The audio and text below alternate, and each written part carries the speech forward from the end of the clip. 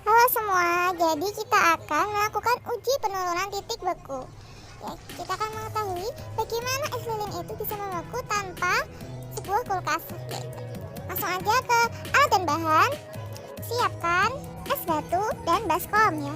Es batunya kita butuh dalam jumlah yang banyak. Kemudian ada garam, aku pakai 3 kotak garam yang udah dihalusin. Kemudian setelah garam ada es lilin. Jadi es lilin ini aku pakai susu coklat yang udah aku riksa, terus aku masukin Oreo. Jadi untuk es lilin ini terserah kalian mau pakai apa aja sesuai selera kalian masing-masing. Kemudian kita masuk ke proses pembuatannya. Hancurkan es batu. Setelah es batunya hancur, masukkan garam yang tadi sudah dihancurkan. Usahakan pemberian garam ini merata ke semua bagian es batu. Oke, kita aduk-aduk agar semuanya tercampur rata. Setelah tercampur rata, masukkan es lilin ke dalam baskom. Usahakan semua bagian dari es lilin itu mengenai es batu.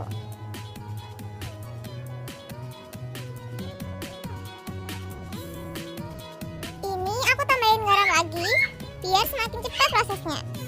Oke, jadi ini dia hasilnya. Setelah ditunggu kurang lebih 10-15 menit.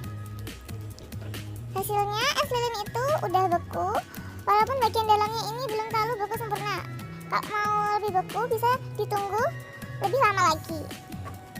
Jadi es batunya ini yang udah ditambahkan garam itu berasa lebih dingin daripada es batu biasa yang tidak ditambahkan garam. Oke, jadi kenapa sih es lilin bisa beku di dalam es batu sudah ditambahkan garam?